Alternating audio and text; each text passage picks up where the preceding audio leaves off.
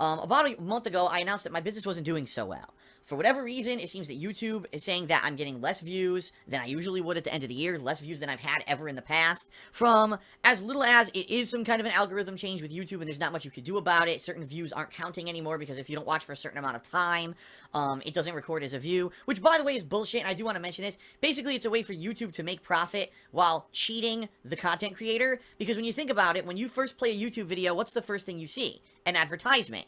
So regardless of how actually long you watch that YouTube video, you've already watched the ad, and therefore YouTube already got the ad revenue for that advertisement.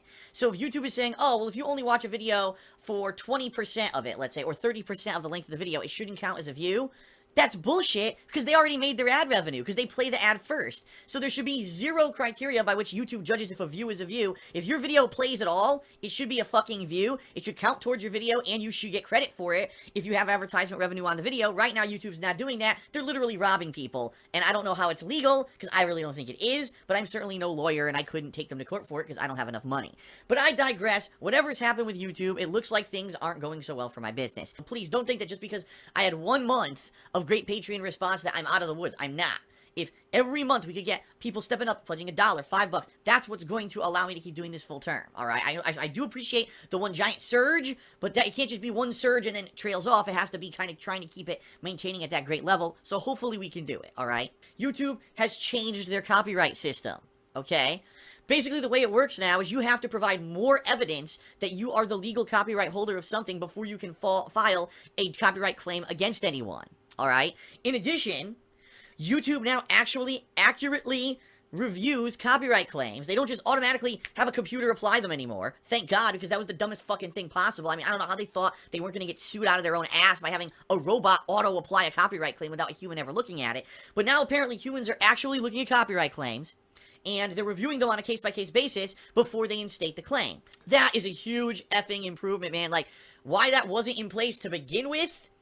It really seems to me that YouTube was a business where they set up what it is, and then afterwards, once they realized how popular it was, oh, now we'll try to fix all the legal loopholes that we created by not having any protections or proper processes in place in regards to copyright law or DMCA or anything. Again, how they didn't get sued into oblivion, I don't know, because they would lose pretty much every court case against them. I don't get it, but apparently there are now safeguards in place. So what that means is that I can feel free to use fan art, to use templates, to kind of bring back all that stuff that I used to do that made everything I did more interactive and feel more like a fun community. It can come back now. It's been over a year. I haven't been able to use a single piece of fan art. I haven't been able to use any templates for anything. Nothing. It's been dead for a year like that because of the false copyright bullshit against me.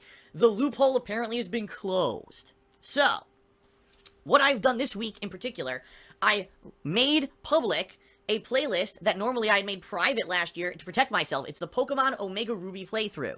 So that's good, right? Because people right now are very anticipating of Pokemon Moon and Sun, which are both coming out on Friday of this week. And yes, I will be doing a playthrough of Pokemon Moon. But people wanted kind of a lead-in, and I said, hey, guess what? I made Pokemon Omega Ruby public. You can check it out. The only one I've made public is Pokemon Omega Ruby. Because the last thing I want to do is open the floodgates and make everything public, and then something else goes wrong. Okay, I want to take it step by step, little by little. I'm not saying that I'm accepting fan art right at this point, because I'm not. I'm just trying to go baby steps, alright? Now, here's another major change that's going to happen right away, okay? Live streaming. When I live stream, I barely interact with stream chat whatsoever. Alright? My streams are not social events. Let's face it, they're not. Like a lot of streamers, the reason you come out to watch the stream, it doesn't matter what game they're playing, it doesn't matter if they're on the toilet taking a shit, you would still attend the stream because you like the person, the social interaction. But that's not why I live stream. Alright? It's just not, and that's not what I'm planning on ever doing. The streaming that I do is that I do. The streaming that I perform, let's say it that way, is solely as a fan interaction and or fan service. I don't do it for me. It doesn't add to the quality of the video I'm making. I do it for you. And I know that there are hundreds, or not, if not more, people out there who enjoy attending my live streams on a daily basis. And the bottom line is, for the last several years, I have live streamed pretty much daily, every single day, at least one stream a day, with a few exceptions here or there, days when I'm busy with other stuff or I'm playing offline for whatever reason. But for the most part, everything I do ends up being live streamed since 2013, okay? Now, this was a huge change. Before then, everything was offline, everything was recorded previously and uploaded, and then I would be able to just basically see your reactions via this YouTube comments and social media interaction and stuff like that, forum posts, rather than seeing a live stream who directly reacted live to the stuff that was going on in the gameplay. So it was a big change, okay? But ultimately, here's what I think has happened. This is my honest opinion based off of your feedback from last month when I said my business isn't doing so well. A lot of people seem to have come out and said, Phil, I think what's going on is this. It's very simple. You stream every day, right? Every day, how many people are on a stream? Well, if I'm doing a new release, you could get anywhere upwards 500 to 1,000 viewers, if not more. There's some times this year when I did the PlayStation VR, I had over 1,500 people on my stream, which is very, very rare when I ever get that many people, okay? When I do a new release, there's a lot of people, right? And those people probably watch me cover games and new releases or whatever, and then never come back. They just watch the first few minutes. Okay, now I know what that game is, and they're gone, right? But if I continue to live stream that playthrough, let's say you got 300-400 people who keep coming back every day and watch the playthrough on stream. That's a significant amount of views that I'm not getting on YouTube. Now you may say, well, Phil, that's just 300-400 views. Well, no, it's not. Because what you got to remember is, let's say I'm playing a 3.5-hour stream. So I put out 7-8 videos, okay, times the amount of people who were on the stream. So when I'm on the stream, that's what? You know, for just the sake of argument, let's say 300 people. 300 people times 8 is 2,400 views that I didn't get that day because I ran the live stream instead of playing the videos on YouTube, right? So the bottom line is, I'm not doing streaming for profitability at all. In fact, I make almost nothing live streaming. It's always been fan service. So I'm actually losing out doing it.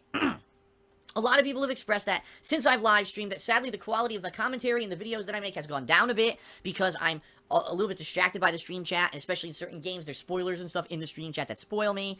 I have to agree there, and a lot of times people do try to spoil purposely just to be dicks and stuff like that. So it is what it is, right? I mean, yes and no, it's true in some cases. It's not true in others. Because here's the thing. People always assume now that I'm always constantly being spoiled by stream chat or having my hand held by stream chat. Which is hilarious because just recently, as you know, I haven't been live streaming everything at night. I've been doing nighttime sessions of games. People have been accusing me at times when I'm doing good in a game, right? Oh my god, Phil's actually doing really well in this boss fight, or he's doing really well at this puzzle. Oh, Phil must have had his hand held in the stream chat. But I wasn't live streaming when I recorded that. It's hilarious because, you know, you get these dopes who literally have to come to shit on me anytime that I do anything positive, right? Or I'm doing well. It has to be because someone told me or I got spoiled or something. When in reality, I wasn't even live streaming during those periods.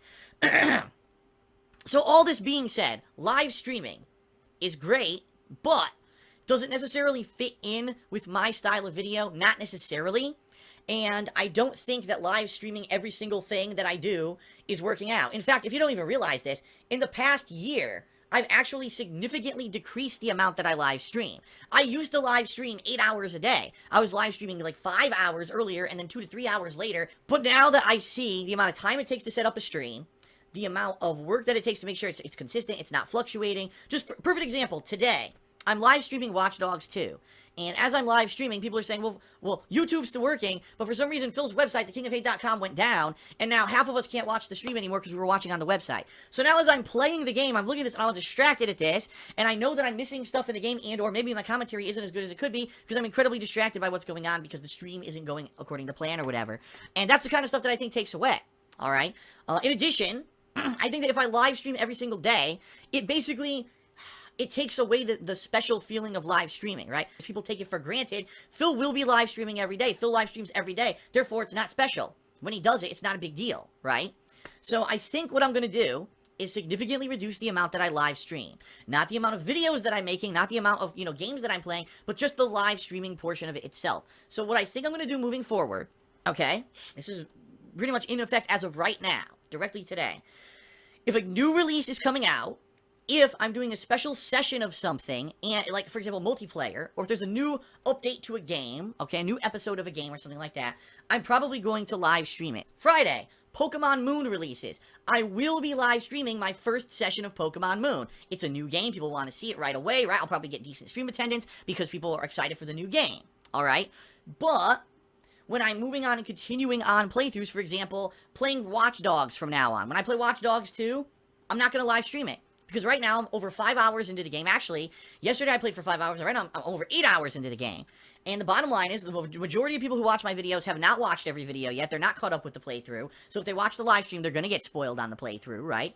And stream engagement is low. Because I'm a chunk into this ongoing longish game, people aren't turning out for the streams. Therefore, there's no reason for me to live stream everything, okay? So what you're going to find is every week, it's going to be different. Some weeks, I'll be streaming a lot more. If there's a lot of new games coming out and a reason to live stream, I'll live stream more. If it's a week when I'm just doing ongoing playthroughs of games that have been going on for several weeks, maybe I won't live stream at all. But when I do a multiplayer session of one of these games, then I'll probably live stream those, because those, it's a kind of commentary where I'm constantly reacting constantly to what's going on. It's not just about me continuing on the story or something of an ongoing playthrough. And I think that that might lend itself a little bit better to a live stream, because it could be more interactive. When I'm playing a game online, right, multiplayer game, I could talk to the stream chat. It doesn't really take away from the video, right?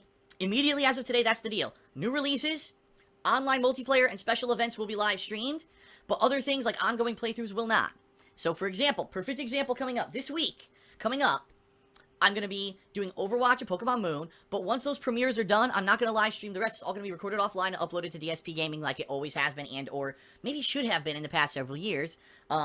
Therefore, those who would have watched the live stream will watch the videos. I'll get more views, which I need right now desperately to keep my business afloat. Oh my god, excuse me. It's a... Yuck. Anyway, that's the deal. So, there will still be live streaming. It won't be as often. Some weeks you might have no live streams. Some weeks you might have a ton of live streaming, alright?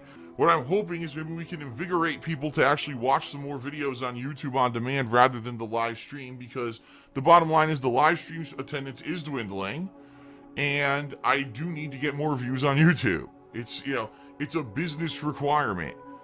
I need to do something to change here, and a big amount of feedback that I've gotten over the years is I stream too much. So I'm finally listening, I'm finally adapting, and let's see what happens, okay?